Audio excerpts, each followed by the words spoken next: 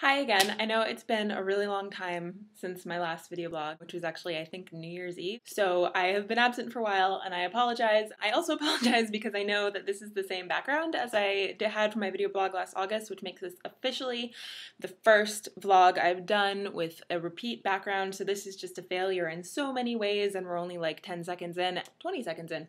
I apologize for all of that, but I'm back. The reason for my prolonged absence from video blogging is because I was finishing my MFA program at Notre Dame and basically I almost died. Like, we all kind of almost died finishing that program. I was a TA for Basics of Film and Television, which was awesome. Sort of came into that job in a weird random way because I am definitely not a film student or a TV student at all. I was an MFA student in creative writing, which is just like a little subdivision / like redheaded stepchild of the English department. I was a gender studies minor and I took a gender studies class on Hitchcock actually in the fall. And the professor of that class, a wonderful woman named Pam Wojcik, asked me if I could be a teaching assistant for Basics of Film and TV because they were having trouble finding TAs. And I said, I've never taken a Basics of Film and TV class, right? She said, that's okay, we just want someone who's had some teaching experience. And luckily I had technically had some teaching experience by then. So I was like, all right, let's do it. I like film. And it turned out to be really awesome, even though I didn't always know what I was talking about. And I think the students could tell that sometimes. But at least, the professor going into it knew that I wasn't a film student and was incredibly helpful and so awesome. And I feel like I learned a lot about writing actually from learning the basics of film and television. So I have this theory that I'm always having these half-baked theories on this blog. That's probably the overarching theme of all of this. But anyway, I have this theory that the best things that have ever happened to me are all things that have happened entirely by accident or like things that I wasn't planning on pretty much at all, which is definitely the case with the Basics of Film and TV class because while I think I probably wasn't like the most stellar film TA that the world has ever seen, like given that I had to sort of remind myself what, this kind of close-up is a lot of the time and didn't just know my stuff all the time. I really loved taking the class, right, and sort of getting to lead discussions on it. It felt most of the time actually like I was more of like a mega student than a TA because I was learning all of these things at the same time as the students were, but then I got to lead the discussion on it and talk about it with them in the way that I wanted to and relate it to the examples that I found interesting, which meant a lot of Buffy the Vampire Slayer, essentially. People in my class either got into it or just like despised me for the amount of Buffy that I referenced, but they can handle it. I loved the professor and the class, Chris Becker. Notre Dame students take classes with her because she's awesome and fantastic.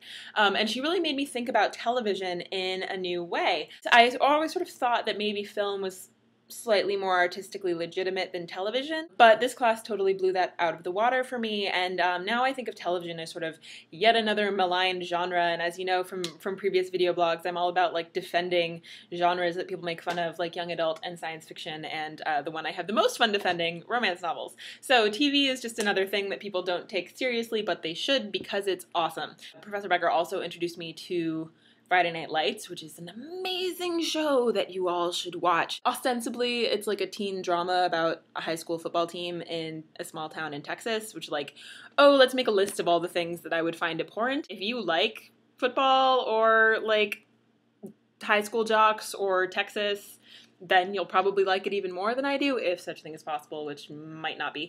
But anyway, Friday Night Lights, my gosh, the character building in that show is so fantastic. There's definitely a sort of a sense of character role modeling that goes into it that always sort of gets me. I have similar emotions for Coach Taylor that I do for Giles and Buffy, which says a lot if you have ever heard me rant about how much I love Giles. And there's also a fantastic, what I like to call found family dynamic in Friday Night Lights. This idea of found family is really important to me, that your family is not necessarily just the people you're related to or the people you were raised with, the people you sort of come across in life and come to care for and love, that you sort of stick by each other no matter what happens, and even though you're not all perfect humans, that is a really excellent value to have, I think. A lot of my favorite stories, whether it be in books or movies or television, are about that on some fundamental level. I think it's something that a lot of stories can be about if you sort of take that angle and look for it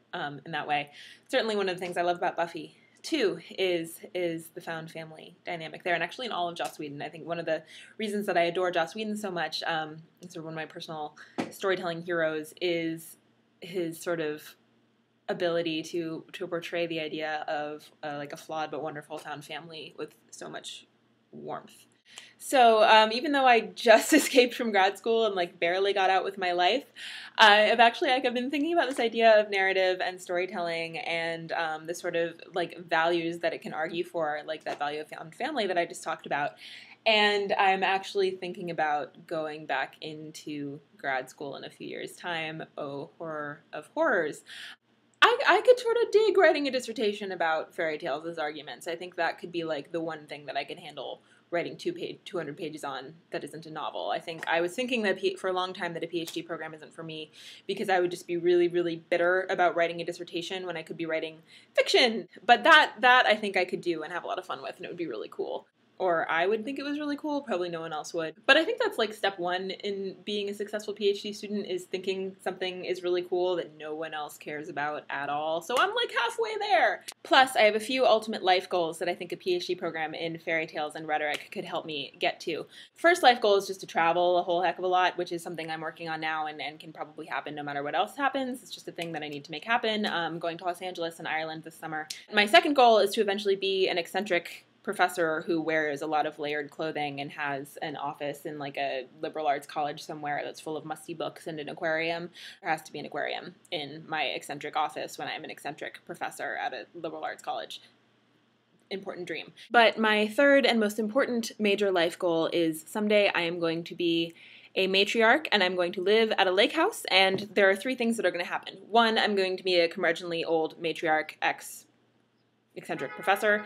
Two, I'm going to have a house on a lake where all my grandchildren and things like that, but also my former students and their families are going to come and hang out with me. Like, we're going to tell each other stories and just hang out at the lake house, and it's going to be awesome. And three, I'm going to have a pipe. I'm not going to smoke the pipe because I'm not a smoker, but I'm going to have the pipe for aesthetic purposes as a curmudgeonly old matriarch living on a house by a lake. This is my plan.